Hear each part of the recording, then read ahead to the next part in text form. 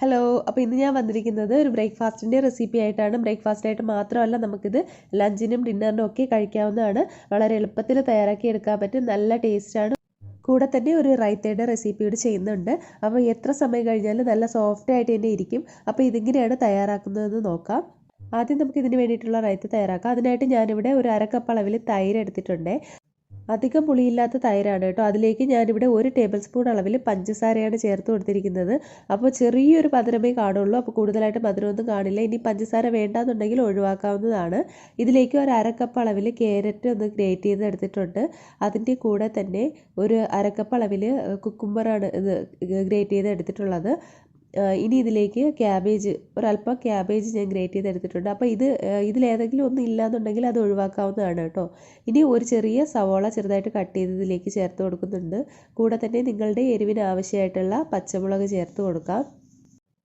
ഇനി ഇതിലേക്ക് കുറച്ച് മല്ലിയിലയാണ് കട്ട് ചെയ്ത് ചേർത്ത് കൊടുത്തിരിക്കുന്നത്. അപ്പം മല്ലിയില ഇല്ലെങ്കിലും കുഴപ്പമൊന്നുമില്ല, ഉണ്ടെങ്കിലും ഉറപ്പായിട്ട് ചേർത്ത് കൊടുക്കുക. കറിവേപ്പില വേണമെങ്കിലും ചേർക്കാവുന്നതാണ് കേട്ടോ.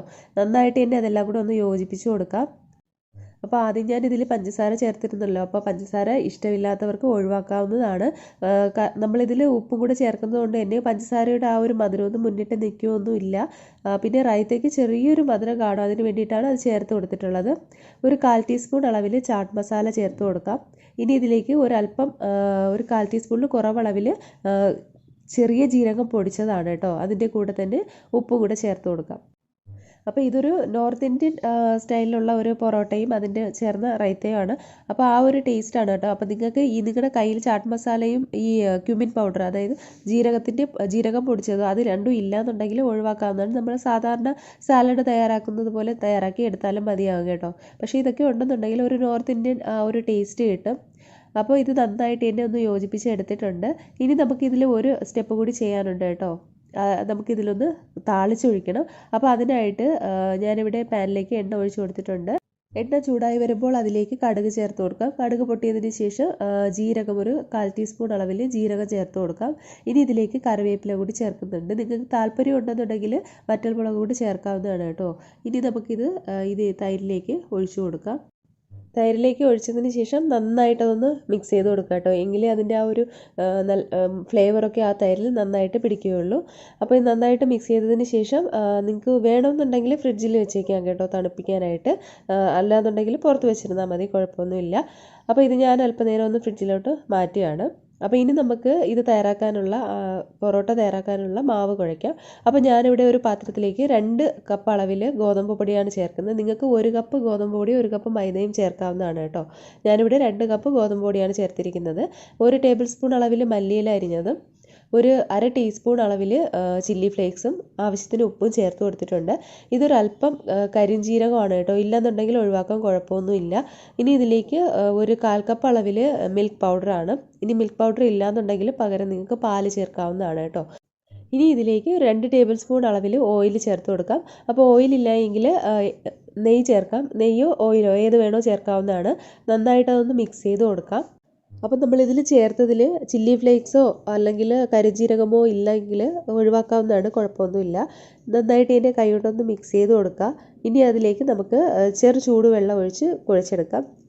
ഒരുപാട് ചൂടുവെള്ളം ആവശ്യമൊന്നുമില്ല കേട്ടോ. ചൂടുവെള്ളം ഒഴിച്ചൊന്ന് കുഴച്ചെടുക്കാവുന്നതാണ്.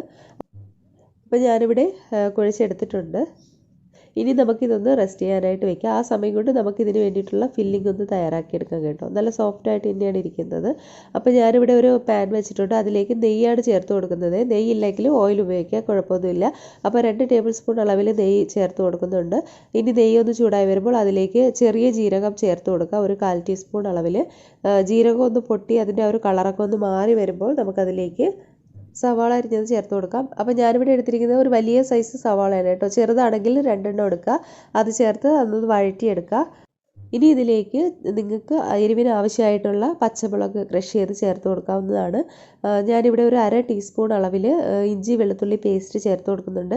ഇഞ്ചി വെളുത്തുള്ളി ചതച്ചതായാലും മതി, അത് ചേർത്ത് കൊടുത്താലും മതിയാകും. അതിൻ്റെ ഒരു പച്ചമണം മാറുന്നത് വരെ ഒന്ന് വഴറ്റി കൊടുക്കുക. ഇനി ഇതിലേക്ക് ഞാൻ ചേർക്കുന്നത് ചാറ്റ് മസാലയാണ്. ചാറ്റ് മസാല ഇല്ലെങ്കിൽ കുഴപ്പമൊന്നുമില്ല കേട്ടോ. പകരം നിങ്ങൾ ഗരം മസാല ചേർത്ത് കൊടുത്താലും മതിയാകും. ചാറ്റ് മസാല ചേർക്കുമ്പോൾ വേറൊരു ടേസ്റ്റും ഫ്ലേവറൊക്കെ ആയിരിക്കും. ഇതിലേക്ക് ഒരല്പം ചെറിയ ജീരകം പൊടിച്ചത് അല്പം ചേർത്ത് കൊടുക്കുക.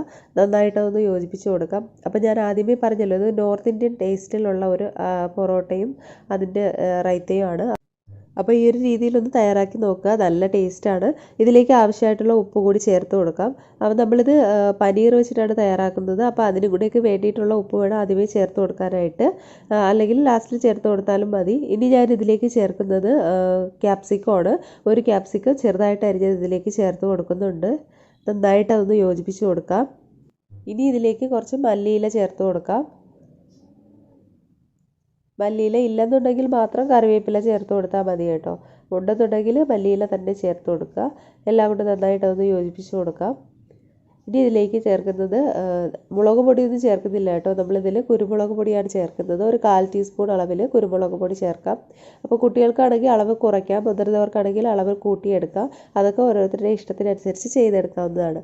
ഇനി ഇത് അടച്ചു വെച്ച് ലോ ഫ്ലെയിമിൽ അതൊന്ന് വേവിച്ചെടുക്കാം. വെള്ളമൊന്നും ഒഴിക്കരുത് കേട്ടോ, ഒട്ടും തന്നെ വെള്ളം ഒഴിക്കാൻ പാടില്ല. അപ്പോൾ നമ്മുടെ ക്യാപ്സിക്കം ഒക്കെ നന്നായിട്ട് ഇത് സോഫ്റ്റായിട്ട് വന്നിട്ടുണ്ട്.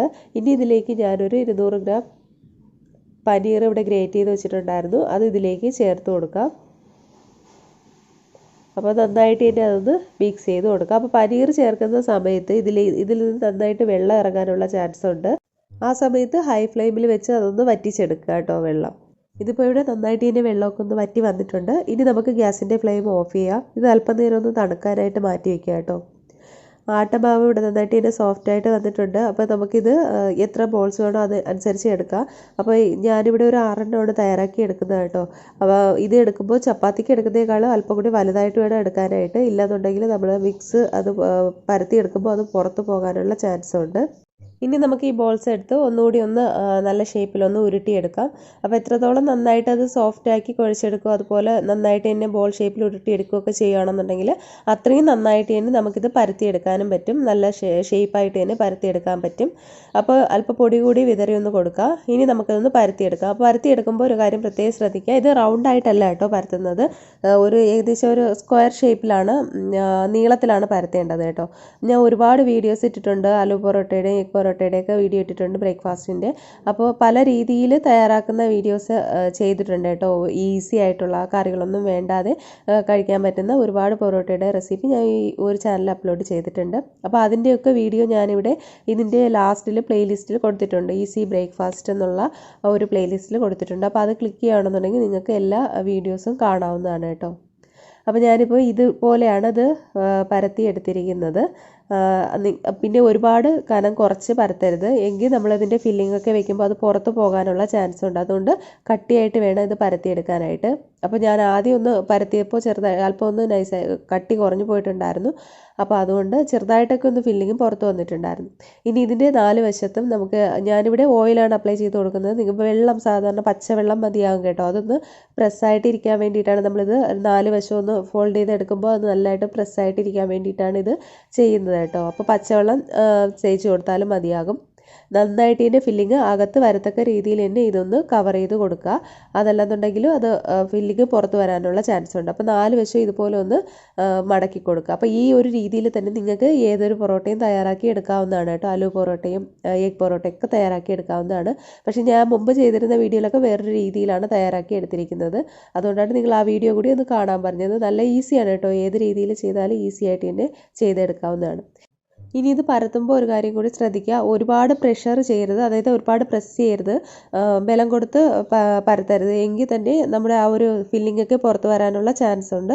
അതുകൊണ്ട് അല്പം ഒന്ന് നൈസായിട്ട് വേണം അതിൻ്റെ മുകളിൽ ഒന്ന് പരത്തിയെടുക്കാനായിട്ട്. അപ്പോൾ ഇത് സ്ക്വയറായിട്ട് തന്നെ ഒന്ന് പരത്തിയെടുത്താൽ മതിയാകും കേട്ടോ. ഇങ്ങനെ ഇതുപോലെ 2 വശവും പരത്തിയെടുക്കുക, സൈഡ് ഒന്ന് നീട്ടി ഒന്ന് പരത്തിയാൽ മാത്രം മതിയാകും. അപ്പോൾ ഞാനിവിടെ ഒരെണ്ണം പരത്തി എടുത്തിട്ടുണ്ട്. ഇനി നമുക്കൊന്ന് ചുട്ടെടുക്കാം. അപ്പോൾ തവ നന്നായിട്ട് തന്നെ ഒന്ന് ചൂടായി വന്നിട്ടുണ്ട്. അതിലേക്ക് നമുക്ക് എണ്ണ വേണമെങ്കിലും ഒന്ന് അപ്ലൈ ചെയ്ത് കൊടുക്കാം. അതിനുശേഷം ഇതിട്ട് കൊടുക്കാം. ഒരു വശം ഒന്ന് വെന്ത് വന്നിട്ടുണ്ട്, തിരിച്ചിട്ട് കൊടുക്കുക. അപ്പോൾ തിരിച്ചും മറിച്ചുവിട്ട് 2-3 തവണയായിട്ട് തിരിച്ചും മറിച്ചിട്ട് വേവിച്ചെടുത്താൽ മതി. അപ്പോൾ ഒരു വശം ഒന്ന് ഫ്രൈ ആയി വന്നപ്പോൾ അതിലേക്ക് ഞാൻ അല്പം ഓയിലൊന്ന് സ്പ്രെഡ് ചെയ്ത് കൊടുത്തിട്ടുണ്ട്. ഓയിലല്ലെന്നുണ്ടെങ്കിൽ നെയ്യായാലും മതിയാകും. 2 വശം ഒന്ന് സ്പ്രെഡ് ചെയ്ത് കൊടുത്തിട്ടുണ്ട്. അപ്പോൾ തിരിച്ച് മറിച്ചിട്ട് നന്നായിട്ട് ഇനി മൊരിയിച്ചെടുക്കാവുന്നതാണ്. അപ്പോൾ നല്ല ടേസ്റ്റി ആയിട്ടുള്ള ഈസി ആയിട്ടുള്ള ഒരു ബ്രേക്ക്ഫാസ്റ്റ് ഇവിടെ റെഡി ആയിട്ടുണ്ട്. എല്ലാ പേരും ഈ ഒരു രീതിയിൽ ട്രൈ ചെയ്ത് നോക്കുക കേട്ടോ. നല്ല ടേസ്റ്റാണ്, ഹെൽത്തിയുമാണ്. അപ്പോൾ ഉറപ്പായിട്ട് കുട്ടികൾക്കും മുതിർന്നവർക്കും ഒരുപോലെ ഇഷ്ടമാവുന്ന ഒരു ബ്രേക്ക്ഫാസ്റ്റ് തന്നെയാണ്. എത്ര സമയം കഴിഞ്ഞാലും നമുക്കിത് നല്ല സോഫ്റ്റ് ആയിട്ട് തന്നെ ഇരിക്കും. അതുപോലെ ലഞ്ചിനും ടിഫിനിലും ഒക്കെ കൊടുത്തു വിടാവുന്ന ഒരു ബ്രേക്ക്ഫാസ്റ്റ് റെസിപ്പിയാണ് കേട്ടോ. അപ്പോൾ എല്ലാവരും ട്രൈ ചെയ്ത് നോക്കുക. ട്രൈ ചെയ്ത് നോക്കിയിട്ട് കമൻറ്റ് ചെയ്യാനൊന്നും മറക്കരുത്. അതോടൊപ്പം റെസിപ്പി ഇഷ്ടമായാൽ ലൈക്ക് ചെയ്യാനും ഷെയർ ചെയ്യാനും ചാനൽ സബ്സ്ക്രൈബ് ചെയ്യാനും മറക്കരുത്. സബ്സ്ക്രൈബ് ചെയ്യുമ്പോൾ ബെല്ലൈക്കനും ഓൾ ഓപ്ഷൻ കൂടി ഒന്ന് ക്ലിക്ക് ചെയ്യണം. എങ്കിലേ വീഡിയോസിൻ്റെ നോട്ടിഫിക്കേഷൻസ് ഒക്കെ കിട്ടുള്ളൂ. അപ്പോൾ പുതിയ റെസിപ്പി ആയിട്ട് നമുക്ക് വീണ്ടും കാണാം. അതുവരേക്കും എല്ലാവർക്കും ബൈ. Thank you.